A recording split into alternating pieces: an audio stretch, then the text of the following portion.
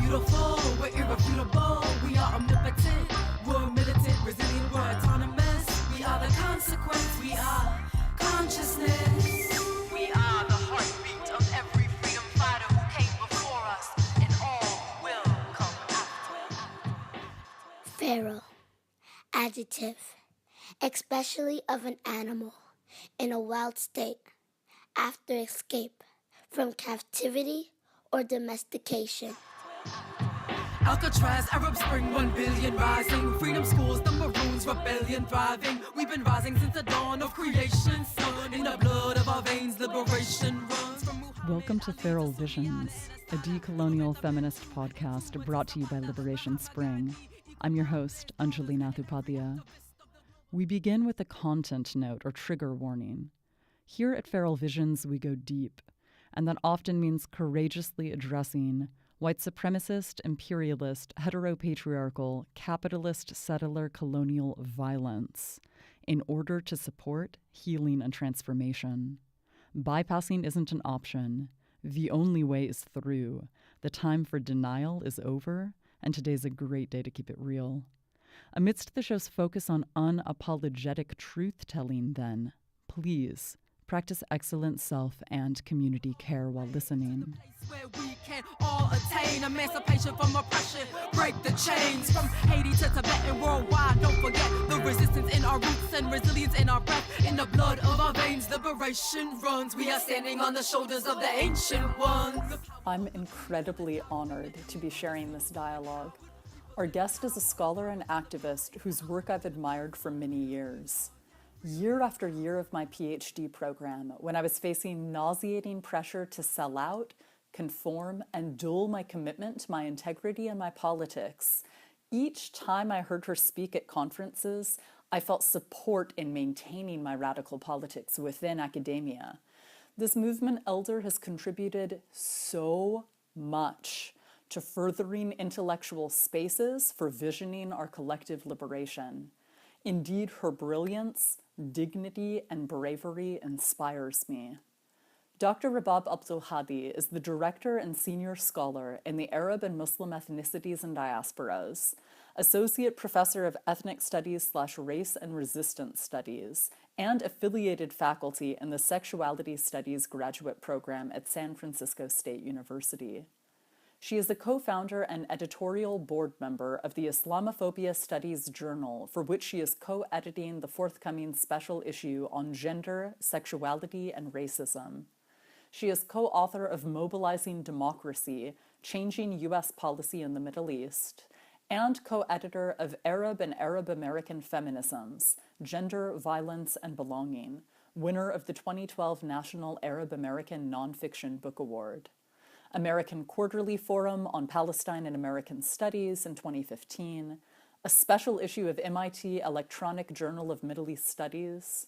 Her work has appeared in 7 languages: Arabic, English, Farsi, French, German, Italian, and Spanish in academic journals, including International Feminist Journal of Politics, Gender and Society, Radical History Review, Peace Review, and Journal of Women's History. Anthologies, including This Bridge We Call Home, New World Coming, the 1960s and the Shaping of Global Consciousness, Shifting Borders, Americans in the Middle East/North Africa, We Will Not Be Silenced, The Academic Repression of Israel's Critics, Writing Injustice, The Case for the Academic Boycott of Israel, and With Stones in Our Hands, Reflections on Racism, Muslims, and Empire. Social media outlets, including Mondoweiss, Al-Shabaka, Jadaliya, and newspapers and magazines, including The Guardian, Al-Fajr, Women News, Palestine Focus, Voice of Palestinian Women, Christianity in Crisis, Palestine Al-Thawra, Al-Hadaf, and Al-Hurriya. Professor Abdulhadi serves on the board of the Consortium de Recherche Inter et Transdisciplinaire en Proche et Moyen-Orient, the International Advisory Board of World Congress of Middle East Studies, and as a policy advisor of Al-Shabaka. She was a visiting scholar at the Institute for Women's Studies at Birzeit University in Palestine, the Afro-Middle East Studies Center, at Johannesburg, South Africa, the Maison Méditerranée des Sciences de l'Homme, Aix-Marseille Université, and by Museum of the Civilizations of Europe and the Mediterranean in France, the École des Hautes Études et Social Sciences in Paris, and the School of Oriental and African Studies, or SOAS, in London. She received her BA summa cum laude from Hunter College, City University of New York, and her MA, MPhil, and PhD in sociology from Yale University. She's the recipient of many honors and awards, including the Sterling Fellowship, Phi Beta Kappa, Yale's Prize Teaching Fellowship, and the Teaching Excellence Award of the American University in Cairo, the New Century Scholarship of the Fulbright Commission, and has been honored by several Arab and Muslim organizations, including receiving the Courage Award by American Muslims for Palestine and appreciation awards by the Arab Women's Feminist Union in Nablus, Palestine, and the Muslim Youth Movement in Durban, South Africa. Before joining SFSU, she served as the first director of the Center for Arab American Studies at the University of Michigan in Dearborn. Dr. Abdulhadi taught at 8 transnational sites of higher education, including Yale University, CUNY Hunter College, the American University in Cairo, and Birzeit University in Palestine. At SFSU, she initiated and developed the Arab and Muslim Ethnicities and Diasporas, or AMED Studies program, the only intellectual and research program of its kind in the world.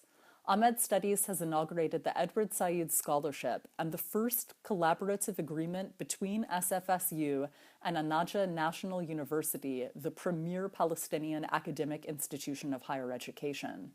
This is the first and only agreement SFSU has with any site in Arab and Muslim communities worldwide. Amed Studies academic program offers such courses as Palestine, Islamophobia, Civil Liberties of Arabs and Muslims post 9/11-2001, Edward Said, Arab and Arab American Feminisms, Comparative Border Studies, Palestine and Mexico, Queer Arab Diasporas, and Gender and Modernity in Arab and Muslim Communities. Dr. Abdulhadi is also the faculty advisor of the General Union of Palestinian Students, the Muslim Student Association, and the Muslim Women Student Association. She also advises graduate and undergraduate students in academic and advocacy concerns.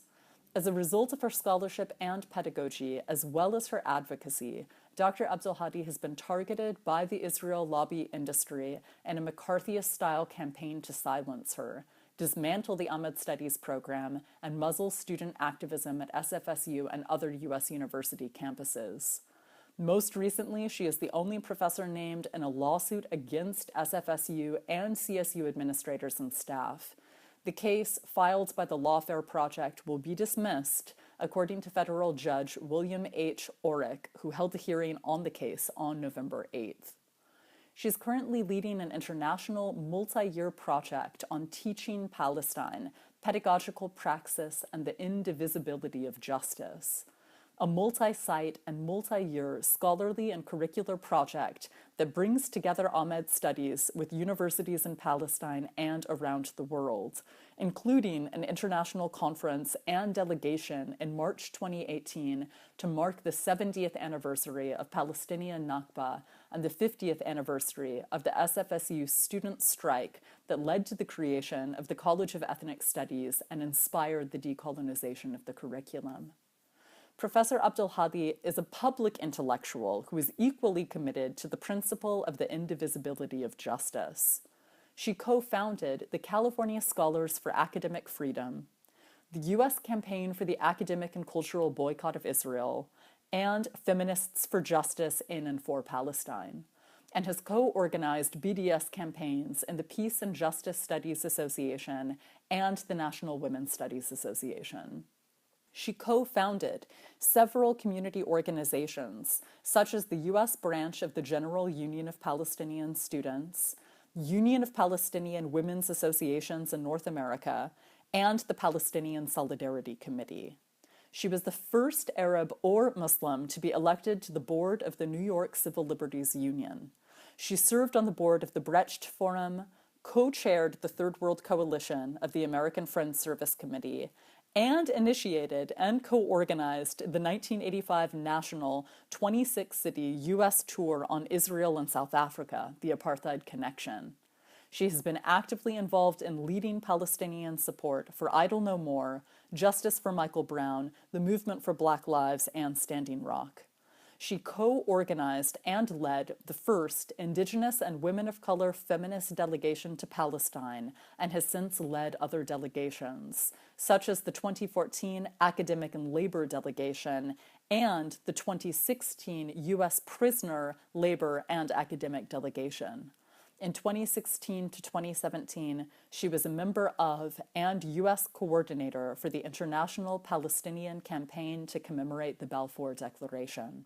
Thank you so much for taking your time and energy to be in dialogue with us tonight. How are you doing? Thank you for having me. I'm okay. Thank you. Thank you. This is really great. It's exciting to be with you. Yeah. Thank you. To begin, to get going, could you share with our listeners, please, what the health of scholarship is on Palestinian liberation in the academy in the U.S. today? I think a lot of folks don't really know how politicized that situation has been for quite some time. So could we start off by talking about that a little bit? Sure. I mean, Palestine studies in itself is a very old field.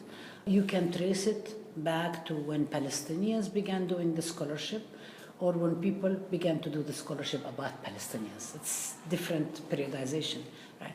And so some people, let's say within American studies, for example, and American studies also very loosely defined, so the people who probably do area studies, American studies, but don't consider it area studies because they think of the United States as the center of the universe. The whole Americanness. Exceptionalism, also reifying settler colonialism, not questioning all of it, thinking of the quote-unquote the founding fathers, what does that even mean, and so on. In the same breath, that when people talk about feminism. So there were travelers, early colonist travelers to Palestine, either part of the travel in general or part of quote-unquote going to the Holy Land. And they would write memoirs or comments and so on, but they were travel journals that were not necessarily about Palestine, but it's considered to belong in American studies. It hasn't even gotten in what we call Palestine studies field. Palestine studies, when you think about Palestine studies today, and I will say this and I will put it in parentheses and then we can discuss it, Palestine studies, you'd think of let's say the intellectual place for it would be something like the Institute for Palestine Studies, the Journal for Palestine Studies that has been going on for a very long time, and it has been attacked multiple times. In 1982, when Israel invaded Lebanon, they destroyed the records. They stole a lot of the records, the Israeli military, and also they destroyed all the records of the Institute for Palestine Studies. And this has happened multiple times. So every single time you see an Israeli attack, there is appropriation of whatever is available and they'll take more. Some people will say Palestine studies is also part of when the British colonial powers were colonizing Palestine. Some people would refer to it as mandate. I'd rather not use the mandate because the mandate, this is the term that colonists refer to. It basically normalizes colonialism by saying that they had a mandate. They didn't have a mandate. The Palestinians not given a mandate. It's true that the League of Nations gave them a mandate, but who was in the League of Nations anyway, right? Yeah. So it wasn't really representative of the world and so on. And even the United States, the more the United Nations, the more decolonized countries, and put it in parentheses as well, but still decolonized countries join, the politics of it shifts, the General Assembly and so on. So even that in itself also needs to be taken into consideration. Now, in terms of Palestinian scholarship itself, Palestinian scholarship that has to do with pedagogy and scholarship and advocacy that talks about that. Yes, it has been very much under attack. It has been ever since the question of Palestine emerged. So whenever you talk about Palestinian resistance to British colonialism, to the Zionist migration and the quote-unquote Judaization of land and labor and so on, you will see people who are trying to write and trying to talk about it and so on. It's also, at the same time, you also see the colonial narrative, the construction of a colonial discourse, that the way they tell the story of any events in Palestine, it's always a story of subjugation, submission and defeat. And it is not accidental. The reason the story is told that way is because it has a purpose to subjugate, to send a message to the colonized people that you'd better not do it because you're going to fail anyway. So why are you doing it? Why are you resisting? Why are you staying put on their lands? Whatever you're going to do, you're going to get defeated. So you might as well just pack it up and go. And to justify to the colonists, what they are doing is that, look, this is history. Let bygones be bygones. And to let the rest of the other people of the world is that this is not a struggle that's worth supporting. So there are political agendas. And whenever people say there are no political agendas, every academic project, every intellectual project has a political agenda. Sometimes the agenda is outed, but sometimes the agenda is part of the status quo. So it's so normalized that people don't think of it as an issue. And then they think of anybody who's challenging the status quo as controversial. And I say, but actually the status quo is quite controversial because it's a status quo of injustice, right? So there has been attack, but I think it all has to do with the way we think about the production of knowledge itself. The project of production of knowledge itself, for what? To whom? Who is producing knowledge? Who's producing knowledge about whom? To what ends? What do we do with the knowledge we produce? Where are we producing knowledge? Is it only in formal settings and the academy, or is this knowledge that's being produced everywhere, wherever we are, in the prison, in the street, in the community centers, in formal and informal classrooms, whether you have formal education or you don't have formal education, is it being transmitted orally through oral culture? Because either people have participated in oral traditions historically, or because they don't want to be writing certain things, because they don't want to make it accessible to people who are colonizing them, or because they simply do not care about having to document everything because they have nothing to prove.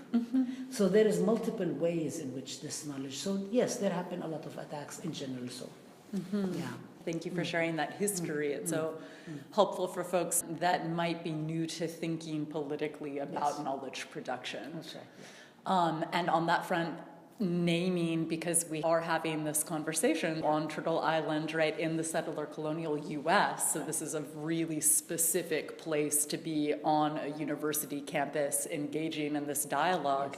Could you share a little bit about the way that context informs how people understand, for one, Israeli settler colonialism, so being in the heart of American empire, so to speak, the connection between those imperialist projects? Yes. Well, first of all, because of the ways in which the United States was founded as a nation state, settler colony, built on the genocide of indigenous people, the kidnapping and the enslavement of African people, the Exclusion Act, the continuous waves of suppression and oppression that have happened against anybody who tries to resist the dominance of the nation state.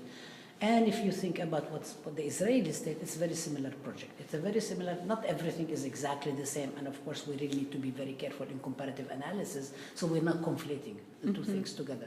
Every context has its own specificity, but we are talking about a species of settler colonialism, let's say. So within that, there is a certain affinity between what's the Israeli settler colonial project and the U.S. settler colonial project. So when it is not only political, in the sense that it is when there is this administration in office in the White House, or that administration, is it Democrats or Republicans and so on, because at the bottom of it there is something, what is it called? It's not what we call it, they actually call it the Judeo-Christian tradition values.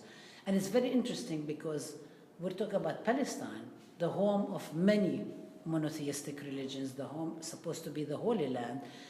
But that's not the reference point. The reference point is actually the settler colonial project's understanding of the relationship of people to the land, to people to spirituality, the religious aspect of it, and so on. So then they concoct this whole thing, and then that becomes, let's say, the ideological basis for how people understand what's going on in Palestine. When I say people, I'm talking about the people who buy into and participate and are invested in the U.S. settler colonial nation state. I am not talking about the people who are on the grassroots who are contesting that, the indigenous communities, the communities of color, poor, marginalized communities. I'm not talking, that's that. But there is that. There is kind of that given.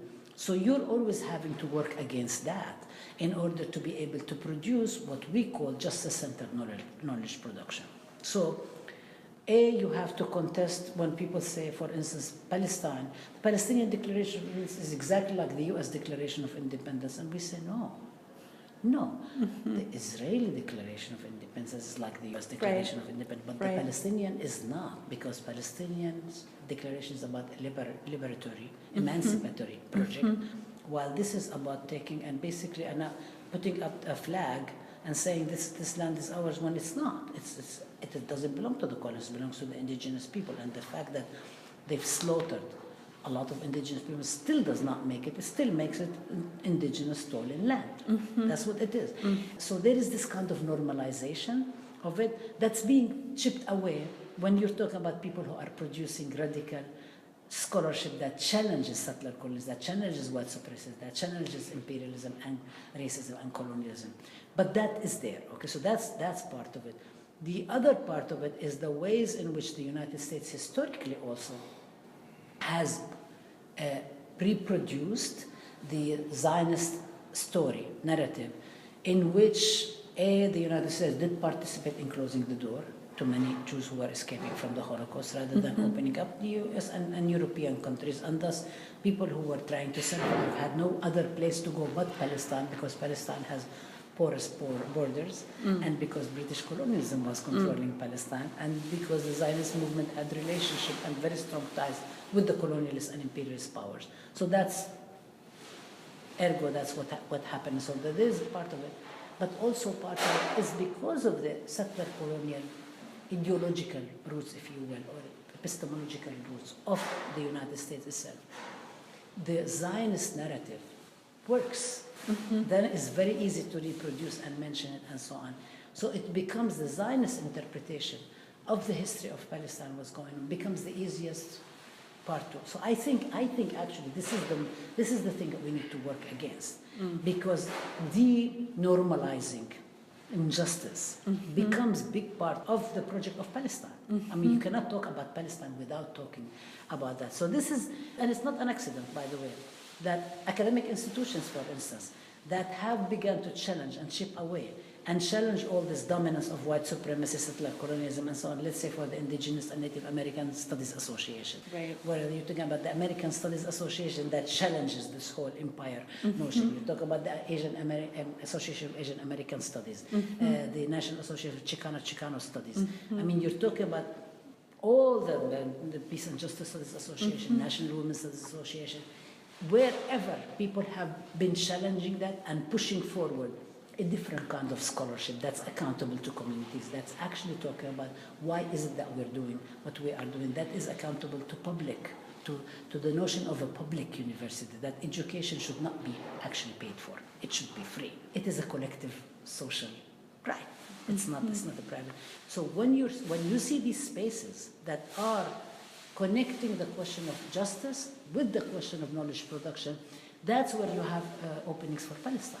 And it's not accidental, it makes actually perfect sense. That's where it is, and where you have colonialist, militaristic, neoliberal, capitalist ventures and so on, that's where you don't have a whole lot of space for Palestine. It may be enter in and exit, but it's very temporary, it's very tentative, it's very ad hoc, it's accidental and it's exceptional, and it's isolated and it's erratic. It's not really consistent, it's not. So it does happen here and there, but wherever you see people, including if you think about like church communities, where you think about synagogues, where you think about any other religious communities that are built, wherever you see them challenging injustices and working on justice, you will see openings for Palestine. It makes sense. It makes perfect sense. That it is about, Palestine is about justice, and it challenges all these boundaries. So in some of those spaces, when you see a sort of backlash to these sort of intellectual openings to be more honest historically, particularly in terms of being able to name critique of settler colonialism here or there, or the interconnections between, what are some of the tactics of censorship then, or of backlash that you have observed and or in your own experience with your own scholarship? Yeah, well, one of the things that have been going on is this attempt to really silence any possibilities of anybody speaking up. So the pro-Israel Zionist groups, which I call the pro-Israel lobby industry, because it is an industry. Yeah. We are not talking about a couple of grassroots cottage industry. Nope. We're talking about a very well organized, very well funded by the likes of Sheldon Adelson, the Koch brothers, the Bradley Foundation, the Corette Foundation, Sabban. I mean, people are not really nice at all. And they have a very nasty, racist agenda, okay? And their goal is to basically shield Israel from any kind of criticism. And they link up and they build upon the ideas that we've just been talking about, the whole question of the U.S. settler colonial project and racist, white supremacists, and so on. So what they try to do is basically, it's not even having different opinions. It's actually not allowing any debate whatsoever, because the minute there is debate, people debate. Some Palestinian narrative is going to come out, or a Palestinian narrative comes out. But if you silence everything, you cannot have any possibilities of reaching anyone. And then what is happening is the only story that gets reproduced is the one in the media, is the one that's coming out of the White House, that's coming out of Washington, that's coming out of hegemonic spaces in the US. Right? So the attempt is to actually silence any possibilities at any cost. So we do know that there has been, that it is not a secret. The pro-Israeli groups actually make it very public, is that their intent, whether they are using the way in which the Lawfare project has sued California State University, San Francisco State administrator staff, and me, and specifically really the attempt is to silence Palestinian scholarship, pedagogy and advocacy at San Francisco State University. What they have been doing in multiple other places, what they have been doing through trying to pass laws in the Congress against BDS, or whether they are trying to shut up student activism anywhere and so on. It's all this attempt is to basically not allow any kind of debate. It is not specifically to say what stories they like. It is not allowed. Anything is not allowed, because once you begin, you debate, you discuss. And then there is this hegemonic stuff that's going on. So they have been trying very actively to do so. One of the reasons that they are able to do it at a place, for instance, like San Francisco State or other public schools, is because there is defunding by the states of public education. So what should happen then is that people who are stewards of these public institutions should actually go back and demand that the states fund public education. Rather than doing that, they turn to start to raise money from private donors. When private donors come in, they come in with their agenda, and one of the strongest agendas is the pro-Israeli agenda. In our case, at San Francisco State, for example, it is the people who come and say, we are going to donate money to the university, and we will take it back. For example, in spring 2016, the Corette Foundation, which funds such groups like Stand With Us, which is a very strong pro-Israeli group, and so came and said to San Francisco State University, we're going to give you $1.5 million. And then they said, oh, we're going to take away the money, and they did, took away the 0.5. If you are not going to discipline Palestinian students, because a whole coalition of students went and protested the visit to campus by the racist mayor of occupied Jerusalem, Nir Barakat. And as a result, the San Francisco State began to actually tighten the squeeze against Palestinian students, refuses to support the Ahmed Studies program, refuses to reinstate our faculty lines that are part of my contract. When I came to San Francisco State, this is signed in my contract, and it's actually a promise that the university made to the community. It's not just a wish. They actually made a commitment to the community, and it's a contract. And they would refuse to do that. They refuse to support the program. They refuse to give us a budget. They refuse to give us staff. I mean, it's a very constant struggle. And part of it is because they are complicit with the pro-Israeli groups that would like to shut up Palestinian scholarship, activism, and advocacy on campus. And at San Francisco State, they are really troubled by the Ahmed Studies program, because we have a program now, and the program, it's a minor. It has been approved unanimously by the Senate. And we have 22 courses. Our courses are general education, which means any student has to take one of the courses as part of their requirements to graduate. And our courses are very exciting. Students like to learn. I have no spaces in my classes. I put a waiting list, it gets filled up. Students want to add and so on. And I say to the university, you should really add more courses. You should hire more people. Students want to learn about Islamophobia. They want to learn about Palestine. They want to learn about Arabs and Muslims. you are shooting yourself in the foot by not doing that, but that's not being allowed. And what is happening is that it's the implementation of this pro-Israeli lobby industry of trying to crush not only activism on campus, but the scholarship that opens up spaces for students to critically think, to evaluate what's going on, to learn, to know more about an issue that the mainstream media and the hegemonic media does not allow for, does not make it possible to do. So if there is the attempt to silence any kind of student activism, there is an attempt to silence people who are activists in the community, there is an attempt to criminalize even people's ability to boycott, or which is a tactic that movements have used for so many years, not exceptional to the Palestinians. Again, it's not, and it's not only South Africa, it's also been used in the US. It's used all the time. People do it all the time. If I see somebody abusing somebody at a grocery store, I don't go back again anymore. That's boycott. I boycott them, and I ask other people to do so. People do this all the time. So what's going on is not really exceptional. It's not new. It's not even the most radical thing to do. It's just speaking your conscience. That's very basic. And that is not allowed either. And then the problem is that with what's going on with Ahmed is that this is an institutionalized program that is very popular, that the students love. So they would like to shut that down. They cannot come and say, we're going to shut down an academic program, but they do everything. They target me, they put up posters that equate me, that call me a terrorist, that call me Jew hater, that basically smears me and vilifies me and bullies me. That's an incitement to violence. They have Twitter campaigns to demand that we break the agreement that we have with the Palestinian University and Najah. I mean, they have been doing every single thing we've done. They've tried to undermine it. Edward Saeed Scholarship, they tried to stop it. So it is continuous.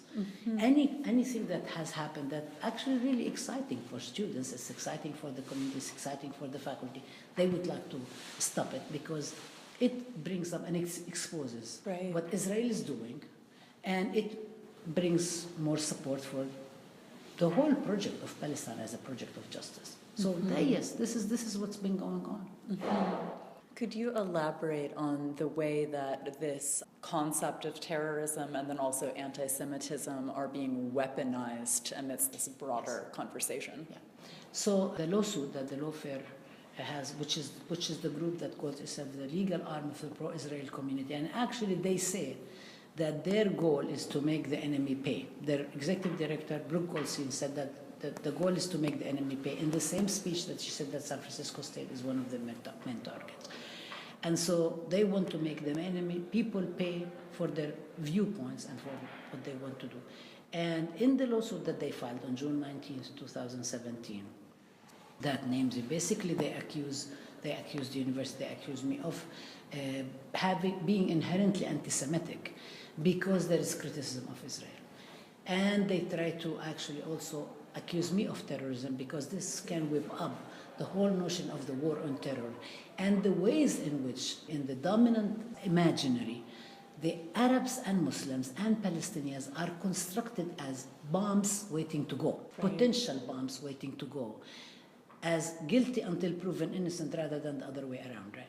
So when that is already constructed, that becomes very easy to elicit and whip up these kind of hostility, Islamophobic, anti-Arab, anti-Palestinian. So that's one aspect of it, the whole question of terrorism and the war on terror.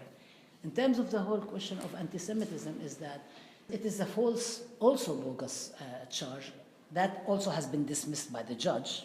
So I'm not the only one who thinks that. And that has been also multiple investigations, including by the university, of, for instance, the student protest against Nir Barakat, that independent investigator that the university hired came out and said that this was a protest that was against Nir Barakat and it was against Israel.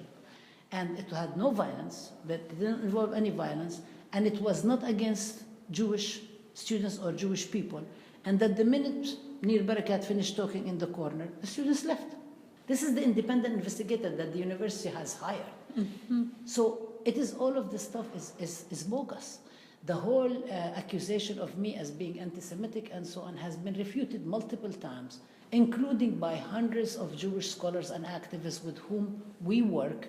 And I say we work because this is part of the Palestinian struggle. It's a part of the Palestinian struggle for justice. It is not an accident that half of the students in Students for Justice in Palestine are Jewish. It is not an accident that many Jewish people do not want Israel to speak in their name or Zionism to speak for them, and they contest historically and contemporarily the Zionist narrative that actually says that it equals Israel, Zionism, and Jewishness are the same, and they say no, it is not. It has never been. From 100 years ago until today, there has never been an agreement. Even when Herzl came out with the idea of Zionism, there have always been contestation. Actually, the anti-Zionists had more support among Jews around the world than the Zionists did, okay? Until Zionism linked up with colonialism and imperialism. We know the rest of the story, right? So it is might makes right. But historically, this is part of the movement. I mean, it makes sense for a lot of Jews to be part of the movement for justice in and for Palestine, because also, they are being claimed by the Zionist groups who claim to own Jewishness, and they say, we don't, no, we disagree, okay? This is not, you can't speak for us. You do not dare go kill Palestinians, take their land, colonize them, occupy them, put them through military occupation and so on, and say you're speaking my name. No, you're not speaking my name. No, you're not speaking my name. So people are very clear about that. So it's part of actually speaking for justice, and in building the whole project for justice in and for Palestine. Of course, it takes many, many people who come into it. It is not just it's not a Palestinian project. It's not a special interest project for Palestinians. It's a project for everybody. Just like the question of justice against police brutality, against settler colonialism, against white supremacy. It's a project for everybody. White supremacy is not opposing white supremacy is not a project for black people. It's a project for everybody. Everybody is offended by racism and discrimination. Should be offended. It shouldn't be. And it's not the property of. We take leadership from black community. We take leadership when people are organizing around Standing Rock from the indigenous people in Hawaii and elsewhere. But it cannot only be people who are involved in that struggle, because this is a struggle beyond all of us. This is a struggle for humanity. So people are participating in it. So they try to muddy the water by equating Jewishness with Zionism and with the Zionist project. And even if you look at the lawsuit, it's very interesting from even epistemological analysis viewpoint. You will see how they will start talking about Israel. Then they'll add in the Jewish students. Then they'll start talking about the Jewish state. So all of a sudden, it's not about Israel and Zionism anymore. It's about the Jewish state and about Jewishness. And that's not what it is. And people see through it. People see through it. The supporters, the people who are supporting me in the campaign, the hundreds of thousands of people who are supporting me see through it. My lawyers see through it. The judge saw through it. The problem is that they have the resources and they have the power, and they think that might makes right. And they think that they can intimidate and they can silence and they can bully and they can try to subject me to all of these things. And they are trying, but they do not realize that we do have a huge movement that says no to this. That's not okay. That people come and rally and are very supportive and say, no, we are going to be supporting my struggle in that lawsuit. They're going to be supporting the student struggle and their right to organize. They are going to be supporting our right to the Ahmed Studies program, because actually the university really needs that. We need hundreds of Ahmed Studies programs in order for us to be able to organize against Islamophobia, against anti-Arab. This is how you do it. You educate, you teach, you build institutions. That's how you do it. It doesn't just happen because somebody woke up in the middle of the night and said, okay, I'm not going to be racist anymore. This is how people get challenged into all of these things. So they would really like to silence it, and this is how they use anti-Semitism, a cynical misuse of anti-Semitism, which actually quite damaging, because then when real incidents of anti-Semitism happen, you want to take them very serious and you want to fight against them.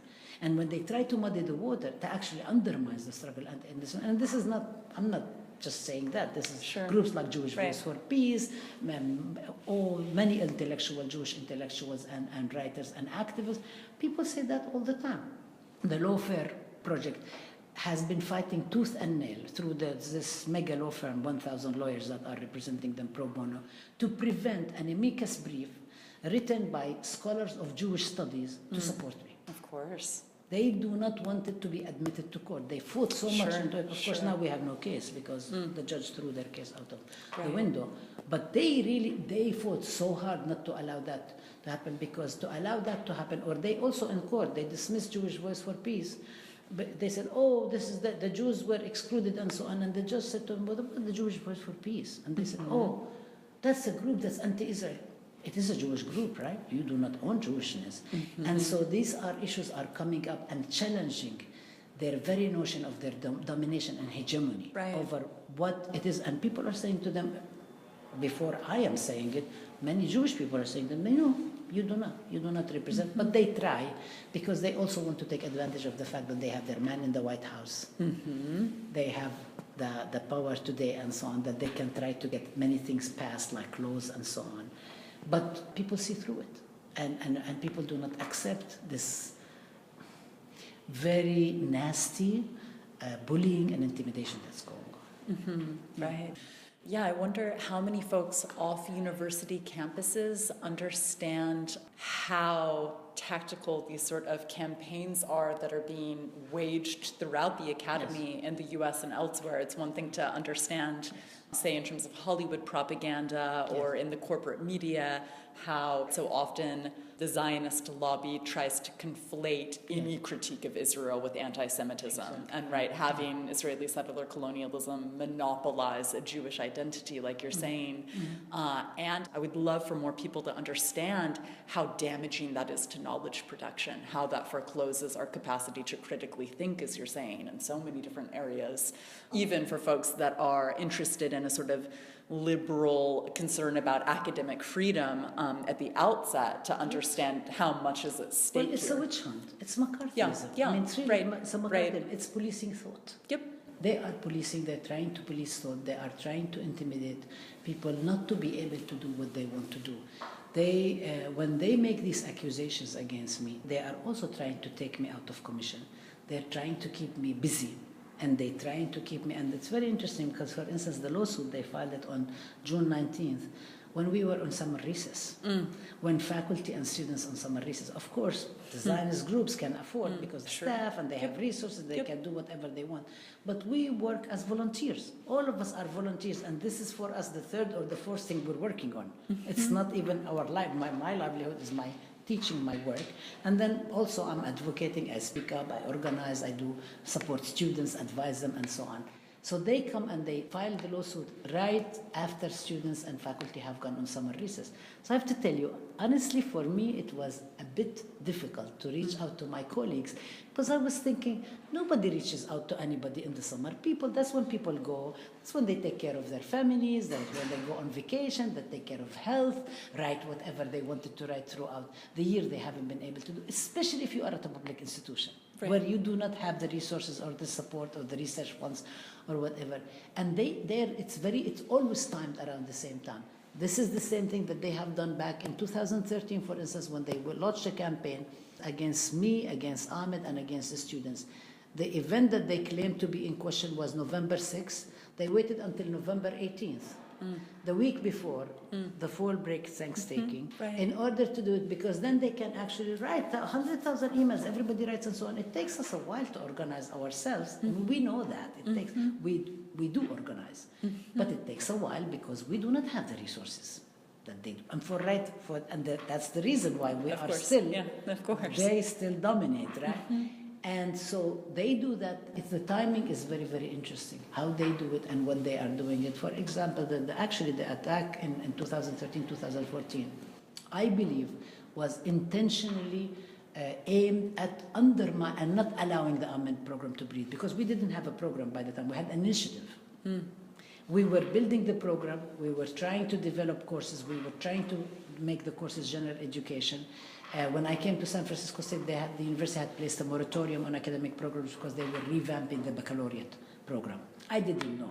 So we could not get things happening yet, right? So everything was being frozen. So the classes will be small and so on. And then once we realized that this is unfrozen, we started, right? And so when they made the attack, we were in the process of institutionalizing the program. We were in the process of getting GE certification for our courses, so students across the university will take it, not only students who are specializing in ethnic studies in the college and so on. But we were beginning to work towards the agreement with An-Najah National University, and then we started putting the Edward Said Scholarship together. So it was timed, and then of course they had already pressured, the other Zionist group had already pressured the previous university president to cancel our searches, because the student hosted Omar Barouti, one of the co-founders of the BDS movement after the Israeli war on Gaza in 2008-2009. So the university president has already been pressured, and he was a willing participant, canceled our searches and proceeded to delete the budget of the faculty lines. So they had already reduced the program to one person, me. The program does not have budget, does not have staff unless I raise the money. I mean, this is how it would work out, and it should not be that way, because we're not buying ourselves a program. This is a program that benefits all the students, that benefits the university, actually necessary. Right? So by them attacking me, what they were trying to do is that basically if you take her out, there's no program. I mean, that's very clear. So we continued, and since I came to San Francisco State, I came to San Francisco State. I was heavily recruited. I came because people in the community had a lot of trust in me. I have credibility in the community. San Francisco State wanted a scholar of Palestine who also has credibility in the community. So they did an international search, and I was the person who was offered the job and negotiated and so on and so forth. So I came here and I drew on the community. And so whenever we were having discussions what they want to do with the program, I invite people from the community to come. And when I say the community, I'm talking about communities. I'm talking about people in the Japanese American community, in African American, in Jewish American, in indigenous people, Palestinians, Arabs, Muslims, South Asian, Latinx, from all communities, because we are a community of justice. So people will come and will give feedback and will say, okay, you change this way, do this way. And then wherever we have public educational programs, we're always bringing people together and speak. Speakers are always drawn from activists and academics. So these boundaries are basically like dissolved in students' minds. They're not constructing them in their imaginary. And so we've always depended and we've always relied upon the support of our communities. That has happened when we built the program. That has happened since the program has been starved. And this has happened also on the lawsuit. And when you think about on November 8th, there was no space in the courtroom for people to sit, because it was all our supporters sitting there, to the point that the judge had to move the lawfare lawyers and tell them to sit in the jury box, because there was no space, because we had people from everywhere. It showed the coalition that we have. And so we have a lot of trust in the community, and we also work and we are accountable to the community. So we also report. We talk to people, we say what we are doing, we ask for feedback. Sometimes people say, well, maybe this is not really the right time. We say, okay, not a problem. We will do it some other time and so on. And I advise all the students groups, General Union of Palestine Students, Muslim Student Association, Muslim Women Student Association, and as you have seen also, a whole bunch of other students who are the amed minors and so on, who stay in touch with me after they graduate. So we have a program that actually has, it has relevance, it is necessary, it's timely, it is especially really important, and it serves a critical role. And people respond. The communities that we have, whether within and outside the university, people respond and are very supportive. So, and there is a need for it. And this is why we talk about the whole question of knowledge production, social justice-centered knowledge production. It's very, very important. So they try to wipe that away. And by trying to wipe that away, I think it's really important to also link it up by undermining scholarship, Palestinian scholarship, advocacy, and pedagogy. They're also undermining the project of justice in the academy as well. Because we're not the only ones who are targeted. They believe that if they target the Palestinians, and I'm talking about now the very strong, intimate connection between the right wing, the white supremacist right wing, and the Zionist groups. Right. There is a very, very strong, intimate relationship. Take it out. This promotes the corporate university. Right. This promotes McCarthyism against everybody. Any faculty who think about organizing for their union rights will think twice because they can see what is the price for standing up to these groups and so on. So it is not Stephen Salaita, for example, when they fired him from University of Illinois at Urbana-Champaign, the faculty was unionizing. Yeah. And very few people think about that this was also a message. Mm-hmm. Of course, it was about Stephen Salaita and about Palestine first, sure. Okay, and mostly, mm-hmm. but also they were able to accomplish another goal on the side, right. And they always think about all these various goals. So you're talking about a connection that there is now many targeted faculty at the universities who are teaching about justice, who are challenging these things, whose scholarship challenges. Not only their advocacy, their scholarship challenges, their teaching challenges, and so on. They would like to silence that, and this is why, for instance, the Koch brothers are very much involved. I mean, it's not an accident. It's not an accident where they go into the universities and buy themselves departments and give grants in order for them to stop centers and so on to produce the kind of knowledge that they want to be produced. So this is a very big project. And when we're talking about McCarthyism and we're talking about a witch hunt, it is very similar. It's basically silencing people and making it cost so much that people will be intimidated from joining. The good news is that we're here. We're standing, we're fighting, people are fighting with us, the students are fighting with us. We've won in court. Yesterday, Kansas also, that was a very important decision that has happened. It is hard, it's tough, but I mean, what choice do we have? Right, absolutely. Yeah. It seems like a bit of a battle of attrition, and when you're dealing with lobbyists. It's a war of attrition. Precisely, yeah, right, that's it's right. Really a war of yeah, attrition. right. Yes, yes. And when folks are so well funded. Yes. Right, and then you just strategically time those cautionary tales to discourage dissenting opinions and or approaches to knowledge use production. all sorts of bureaucratic maneuvering and all sorts of what they call microaggression, this and that, in order to really wear the person down and send a message to other people that this is what's going to happen to you if you dare challenge. Right. So it's rough. Mm-hmm, mm-hmm. Well, I know that next week you have a teach-in planned here at San Francisco State that in part, as I have seen the event advertised, speaks to some of this history that you're sharing about specifically San Francisco State's politicized history, and then also the department, I can imagine, or the program more specifically, and then the role of whether it's Palestinian knowledge production on the part of faculty and or students and or the broader community. Could you talk a little bit about that event, please? The teach-in is called Palestine at SFSU, the Spirit of 68 Continues, because we are inspired by the 1968 student strike at San Francisco State that demanded the decolonizing of the curriculum, that was led by the Black Student Union and the Third World Liberation Front. And I'm very happy to say that they have already twice written a letter. They wrote a letter supporting me back in 2014, and they just wrote a letter also after the lawsuit. And the strikers signed it and so on. So so we are inspired. We're inspired by that spirit that calls into question the colonialist knowledge and challenges it and says we really do need to decolonize the curriculum. We need to teach the kids the lived experiences of their communities so it is valued and appreciated, that it is not dismissed and chucked aside. It's very interesting because the lawfare lawsuit and the Zionist groups claim that one of the main problems of what they call Islamophobia in the curriculum is ethnic studies. They, in the first page of the lawsuit, they talk about the 1968 strike. Yes, because the Ahmed Studies program is in the College of Ethnic Studies. We've historically identified ourselves with the question of critical thinking and critical race studies and so on. So the teach-in, we are going to be talking about all of this stuff. Why is it that we do Palestine studies? Why is Palestine studies at the heart of what we do and so on? We teach about Arab and Muslim communities, not just Palestine, but Palestine is the place where we were being targeted.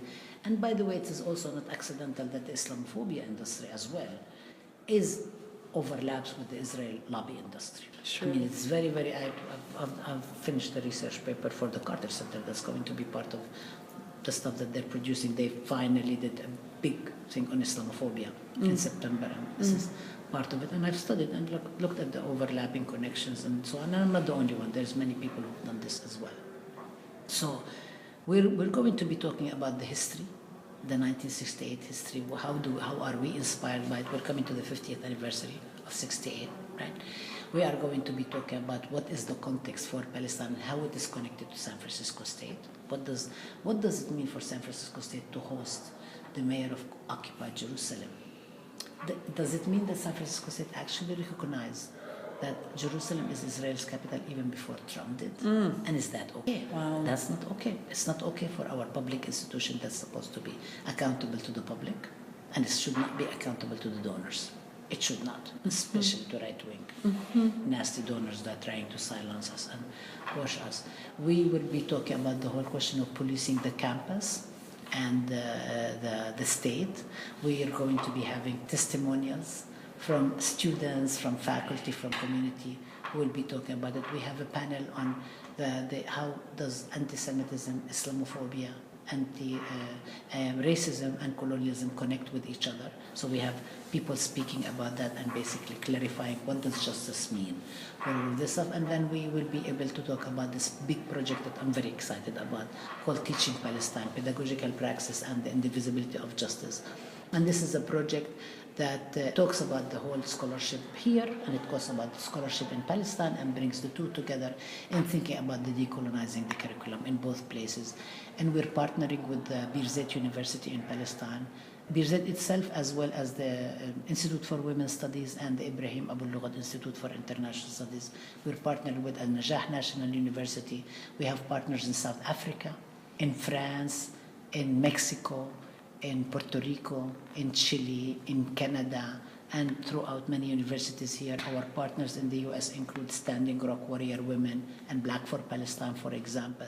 So it's a very exciting project, and we want to talk about how does Teaching Palestine work, not only in terms of scholarship, which is really important to think about the critical thinking that we were discussing a little bit ago, but also where does Teaching Palestine happen? It happens in the prison.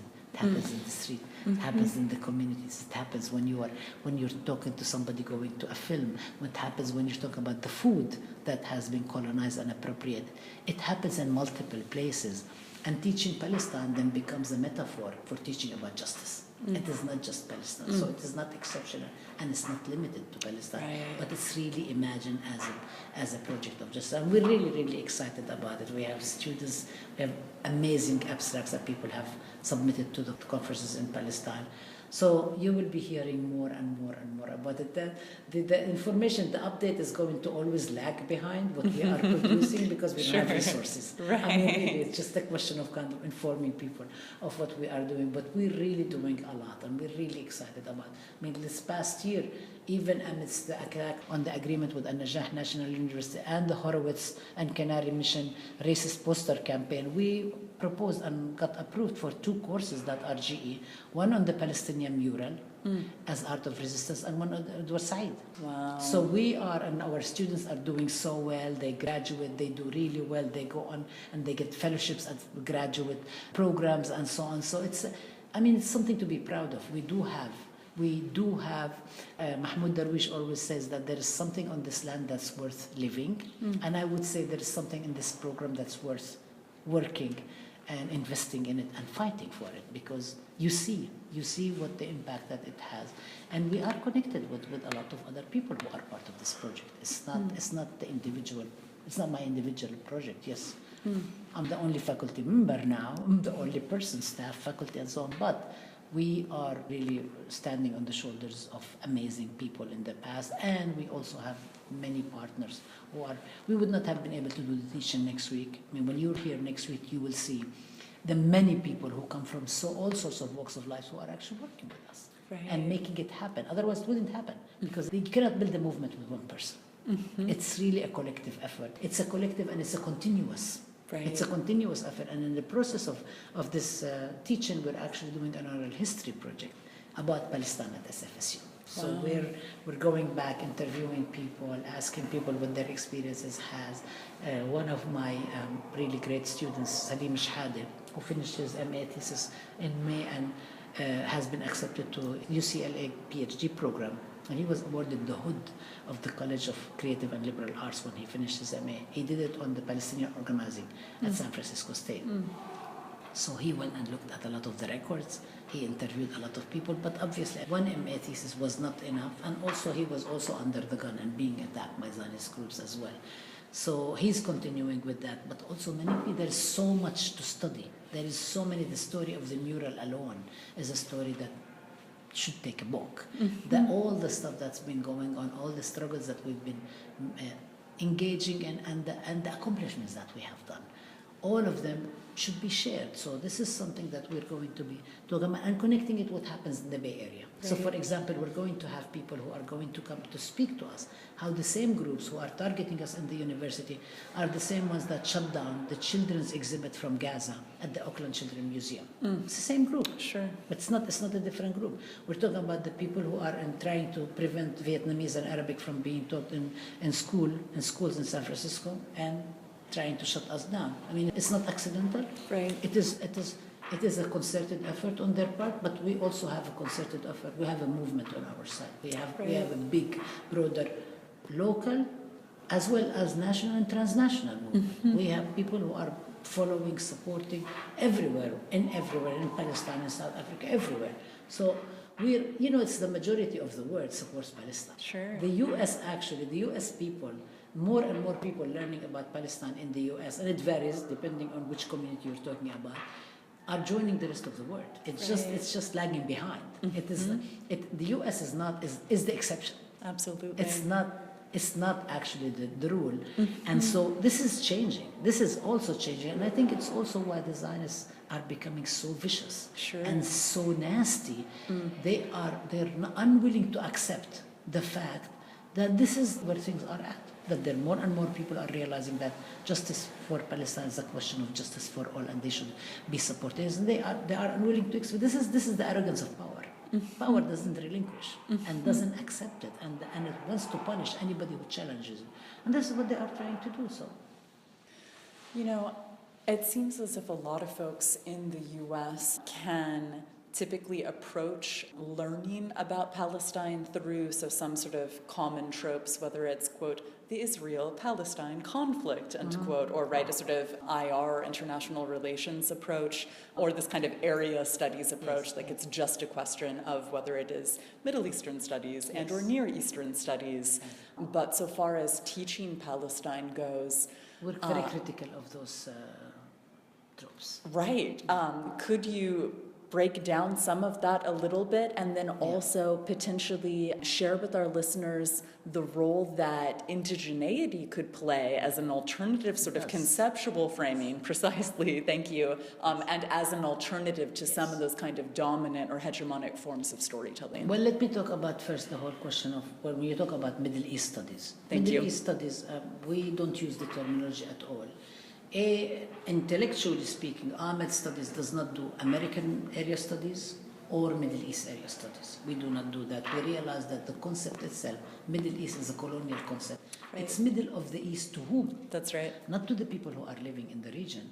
And it's not Near East either. Yeah. Because that's also a relative term to the people who are outside of the region. Right. So both of them are colonial. So we don't use them. We stay away from them. We also do not do that kind of study that locks, let's say, Palestinians or Arabs or Muslims in a particular geography, because that simply doesn't work.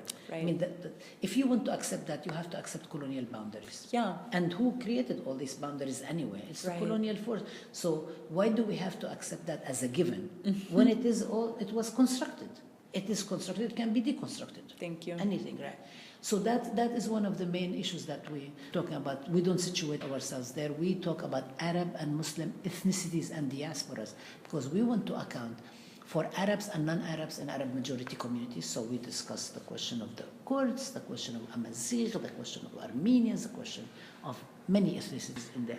And we study non-Muslim and Muslim majority. So we're not only talking about Muslims, we're talking about Muslims, Christians, Jews, Zoroastrians, Hindus, Sikh, Buddhists, non-believers, any Zoroastrians, any kind of religiosity people have, and so on, to think about that. So we're studying communities.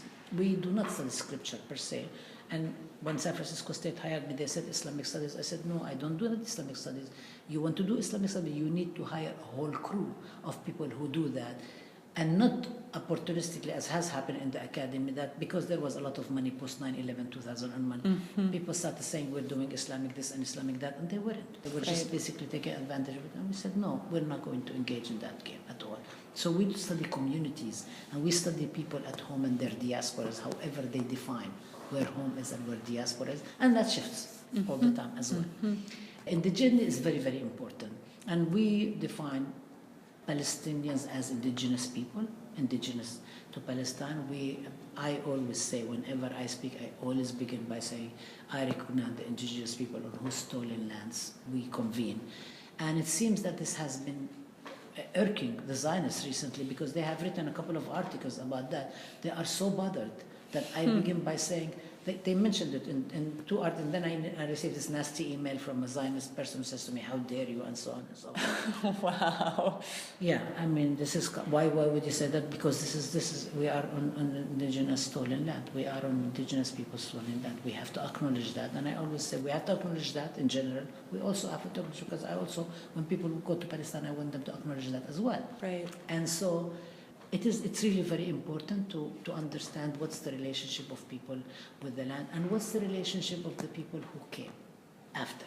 The difference between the US and Israel, if you think about, for instance, like the African American experience, and let's say the Sephardic Mizrahi Jews in Israel, is that African Americans did not come to this country of their own free will, or being coerced like Iraqi Jews and Yemeni Jews by the Mossad and so on, but they nonetheless immigrated.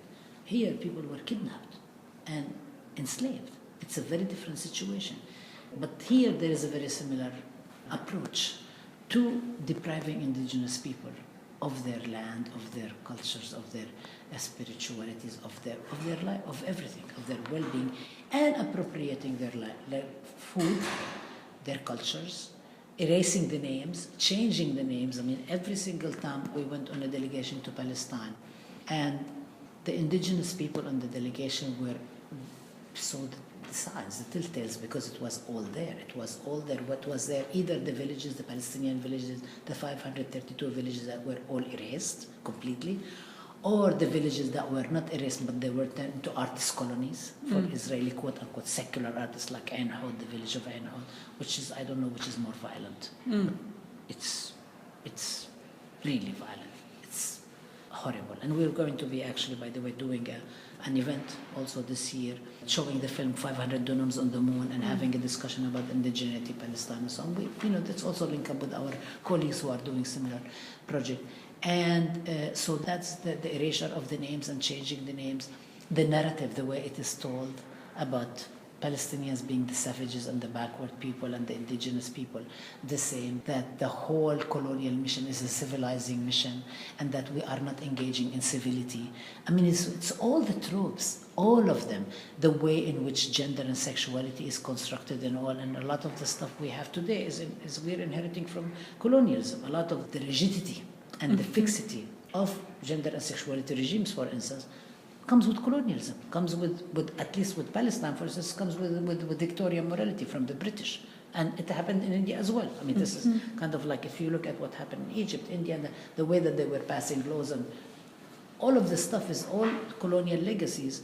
And then it tries to impose the new colonial regimes onto the indigenous practices and lived experiences that this was not what it is. But then this becomes the sensibility. This becomes the unmarked category against which we will all have to be compared and so on. So I think it's really, really important for us to be able to learn, engage, be humbled by the people whose lands these are.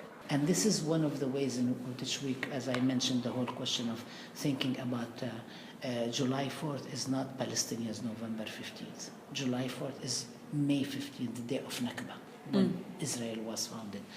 We do not talk about Thanksgiving, because who's giving thanks to whom? And where is the thanking and the whole myth about it and so on? We don't call the U.S. as a nation of immigrants, because saying it's a nation of immigrants erases the indigenous presence on these lands and so on. We do not participate in the domestication of ethnicities and communities into Americanness and so on. We do not support all of these projects. We are very clear about what does this mean. And I think this is where the connections with indigeneity, the connections with the opposition of white supremacy, the opposition to the statues, when there was a whole discussion after Charlottesville of all the Confederate statues and so on, it seemed it's kind of like, oh my God, this is Palestine all over again. There is so many things that are so similar. And again, I don't want to conflate the experiences because it's not exactly the same, but there are a lot of similarities. And the ways in which these colonial and oppressive regimes borrow from each other, share knowledge with each other, exchange policing and torture practices and all of this. And it's not that it doesn't make sense. It makes sense that they do. And we do too. We also collaborate with each other. We talk with each other. We learn from each other. We share experience. But also it reinforces and strengthens people to know that, because when you get isolated and when you get put in a little corner, the attempt is to make you feel crazy. Whether you are an individual, to make you feel crazy, whether you talk about a collective psyche. I mean, it's both. It's kind of, you don't really know what you're doing. There is a different way of doing out. Why don't you get co-opted and so on and so forth? But actually by collaborating with each other, by expressing these solidarities, by engaging critical solidarities.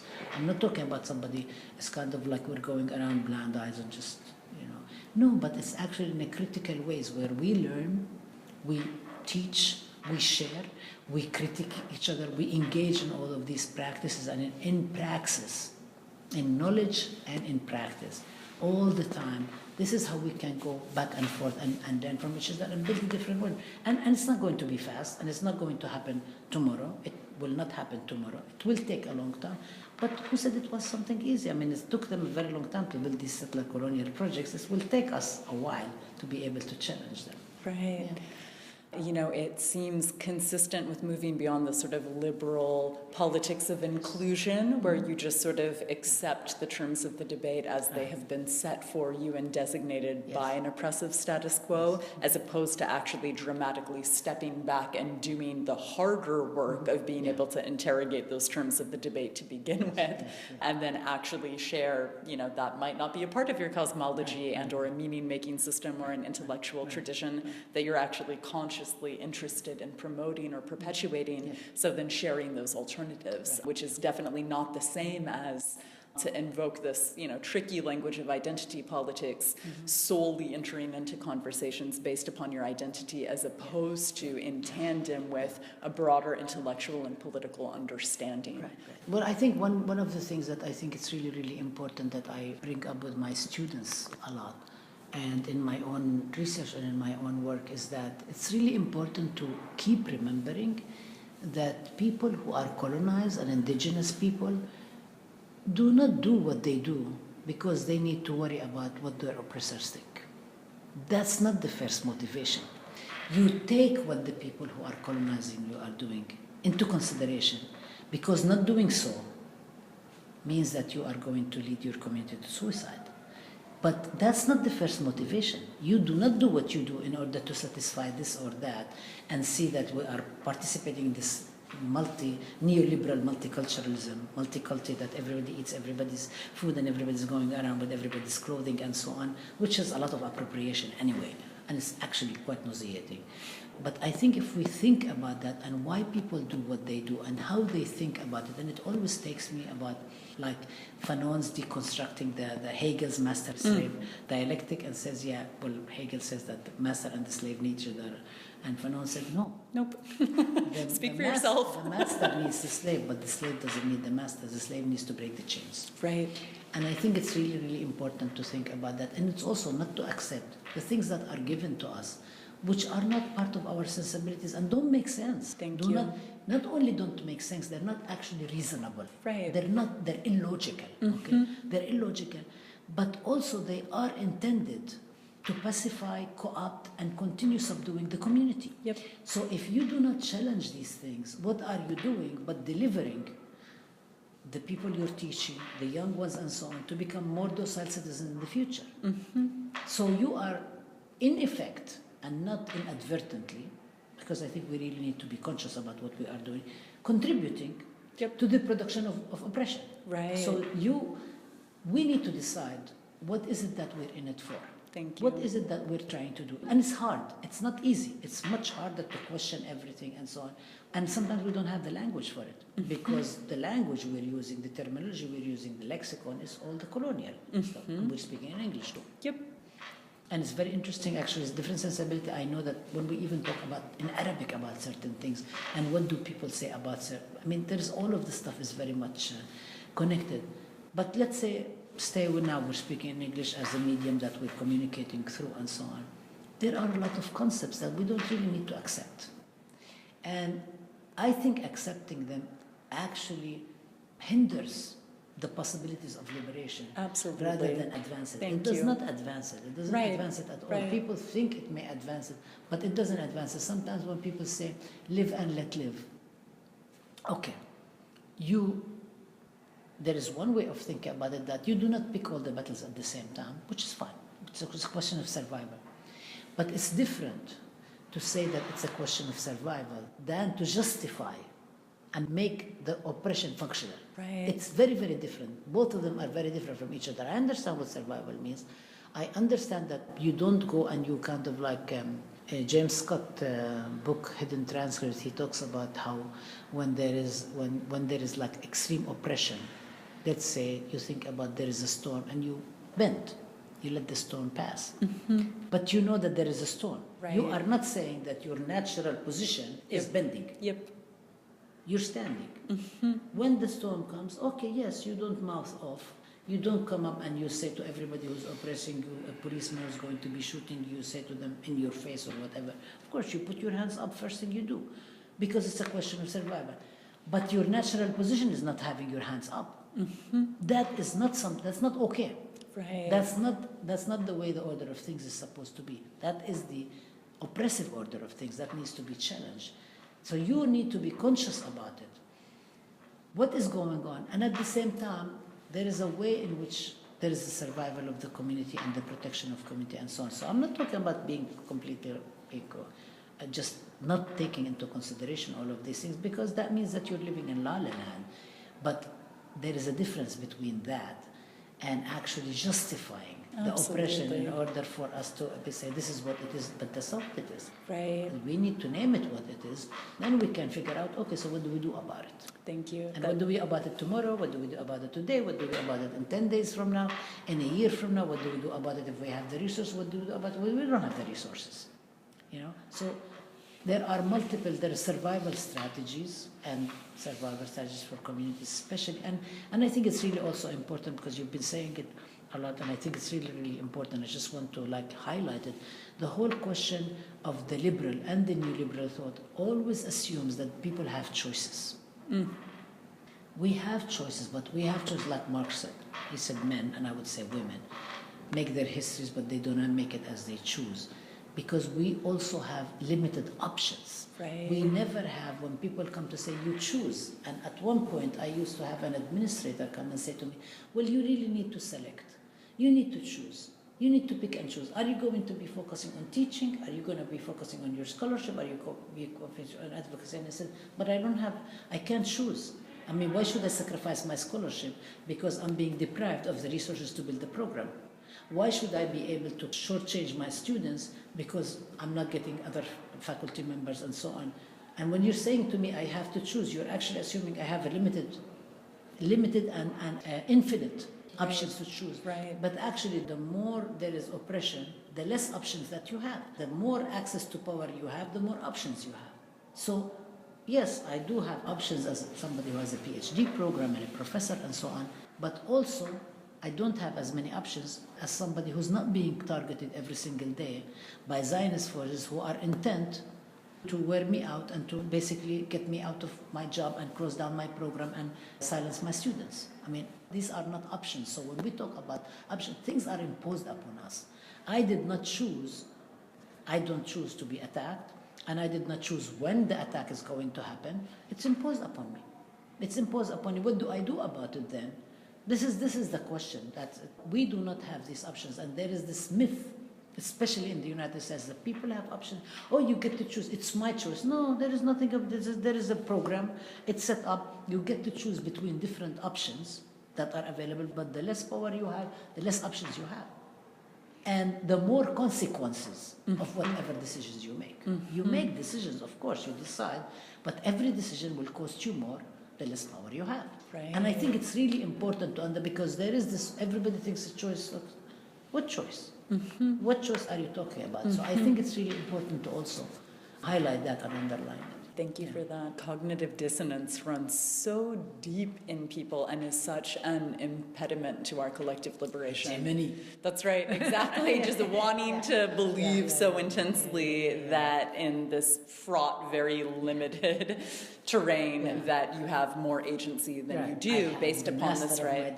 Good luck to you. Neoliberal choice discourse, right? Pepsi versus Coke, or Republicans versus Democrats as choice and as freedom, which, has to be contested. Exactly. Right.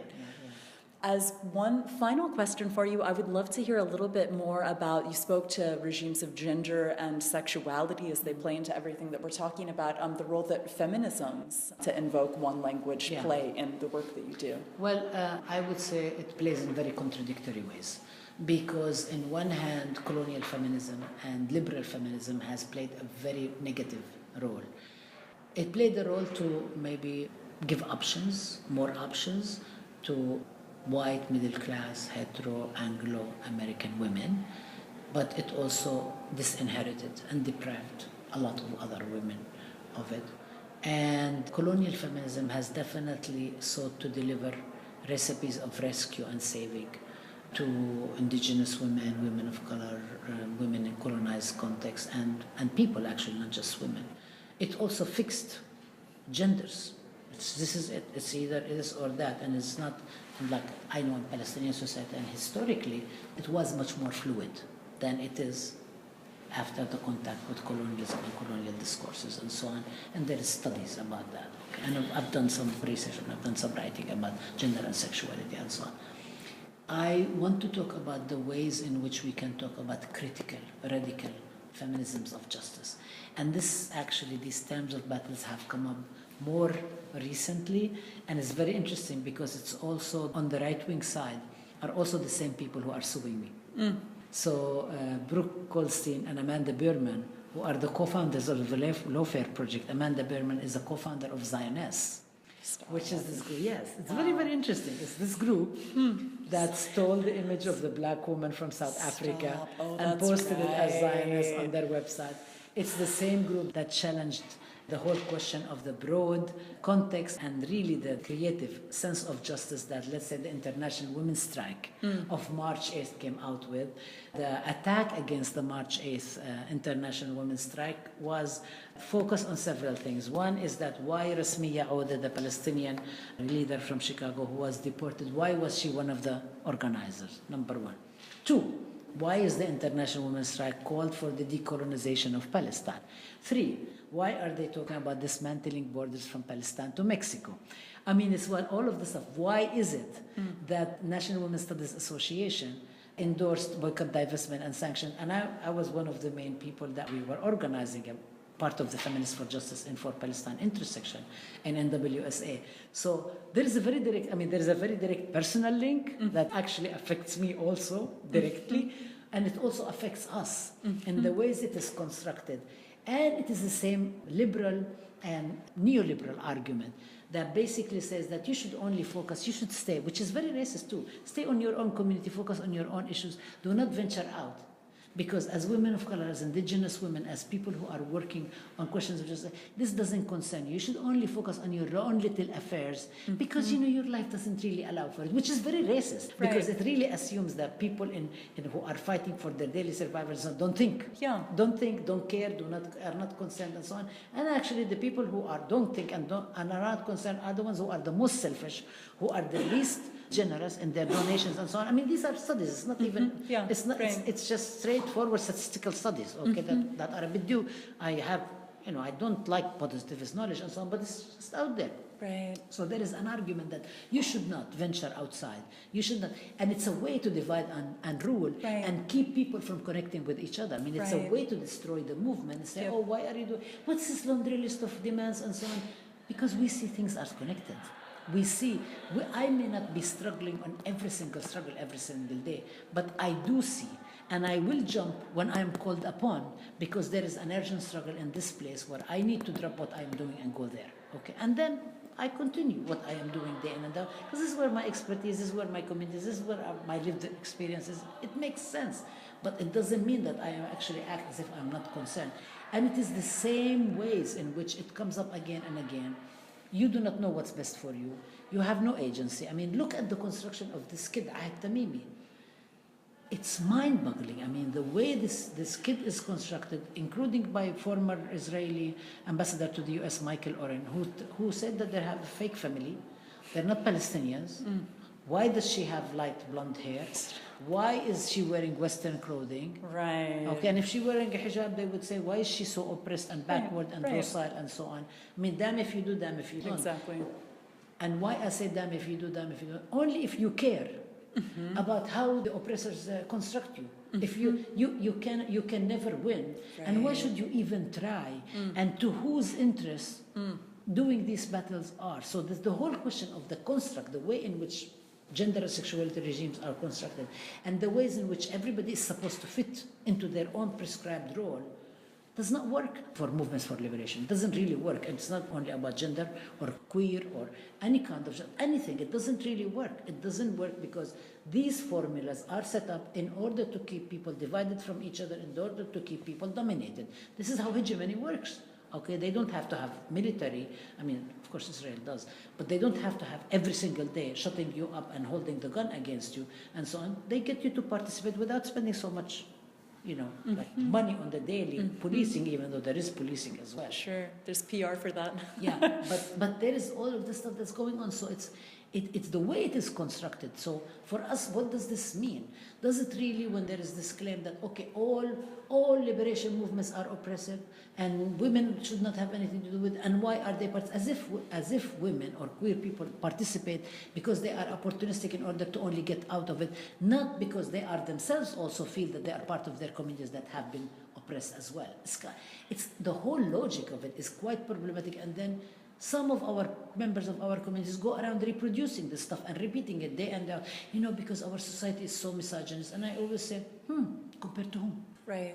Okay, so is it exceptionally more misogynist, or there is a reason to construct it as exceptionally more misogynist and exceptionally more homophobic in order to be able to de-link us from other people who are struggling for justice, and in order to keep us at a place where nobody will actually touch us and make us nuclear material, right? And if we go beyond that, and not even go beyond it, actually question it altogether and say there is something wrong with that, what does it mean? And I don't know what does liberation in general mean for everybody. I do know for the people I work with and the people I research, for Palestine and for the communities I know when at a particular moment something means something, and I know when something is awfully unjust. I know when Ahad Tamimi, the kid gets constructed, her parents get constructed as having parenthood deficiency, right? They don't take care of their children, they're cowards, they put their children in their front, they are irresponsible parents because they don't worry about their children and so on. Or that the kid herself is constructed as she is irresponsible, she just wants to do whatever it was. And I would say, okay, so where did the soldiers come from? Did she go to their military base, or they were at the door of her house?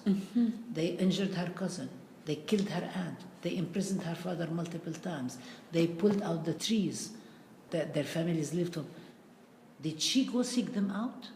They came and occupied her land. And what is she supposed to do? Stand up and say, please beat me up some more. Go ahead. So it's the way it is all constructed is also in itself quite problematic. And the reproduction of it is quite problematic. And when people can say, no, she's a nice kid, and she didn't slap us up, why? Why didn't? It's okay for her to stand up for her rights. It's okay for her to actually see an injustice and say, this is an injustice. I am proud. I have dignity. I am not going to accept being humiliated and stand by and say nothing and do nothing when I see an injustice being committed. And why is that so difficult to understand? And so I think when we look at all these various ways in which, I'll give you another example. Muhammad Abu Khdir, the kid who was made to drink kerosene and set on fire. The first news that came out from the Israeli police was that he was gay and he was killed by his family to cleanse his family's honor. And if his family did not have cameras outside their house, Right. to show that he was kidnapped by Zionists and killed, that story will probably continue. Sure. And so it's reneging responsibility, blaming the victim, constructing the Palestinian society as exceptionally homophobic and sexist, right? And absolving themselves of any kind of responsibility. Classical, colonial, settler, colonial, oppressive tactics. Exactly. Right. That's how oppression works. Right. And they do it all the time, again and again and again. And so what would be the response to that? One response would be, no, we're not really homophobic, or we are really and we're struggling, and we are supporting gay rights, and so on, sort of this apologist way of it. And another way to say, this whole construction is wrong. This whole construction, there's something awfully wrong with it. This is a very racist, colonialist narrative that's colonial, feminist, and colonial queer. And that's unacceptable. Right, pink washing or lavender washing of the Israeli state, similarly with the U.S. as well, right? So I think there are ways for us to think about, and it exists. I'm not talking about something that is wishful thinking. Right. That the society that produced Ahad Tamimi produced 1,000 other Ahad Tamimi, day in and day out. We know the story of Ahad, but there are stories of over 300 Palestinian children in prison today. And all the time. Right. There are stories of Palestinian women and men. There are stories of Palestinian queers who refuse to be co-opted into the Israeli military apparatus or become informers under threats of exposure or whatever. We see these things every single. We see the little resistances and we see the big resistances.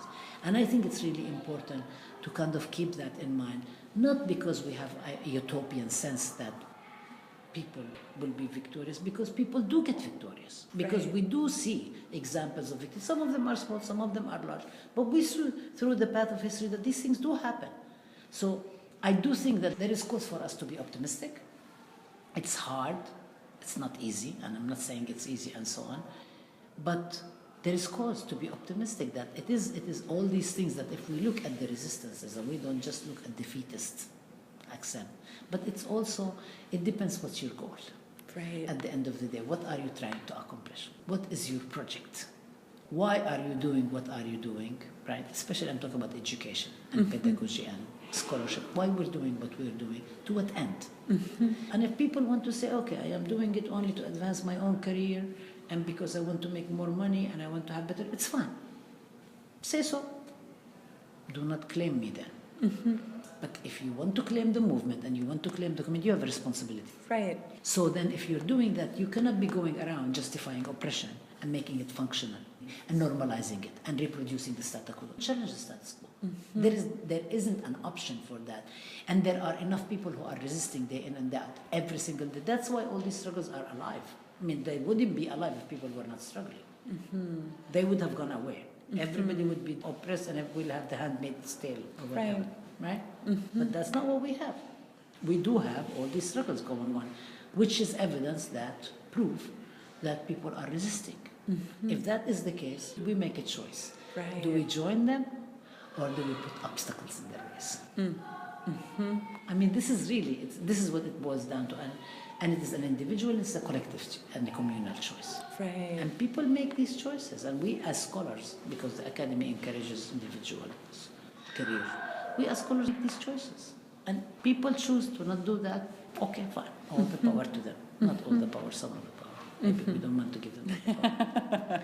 But we make choices. So I really do think that it is optimism is not utopian.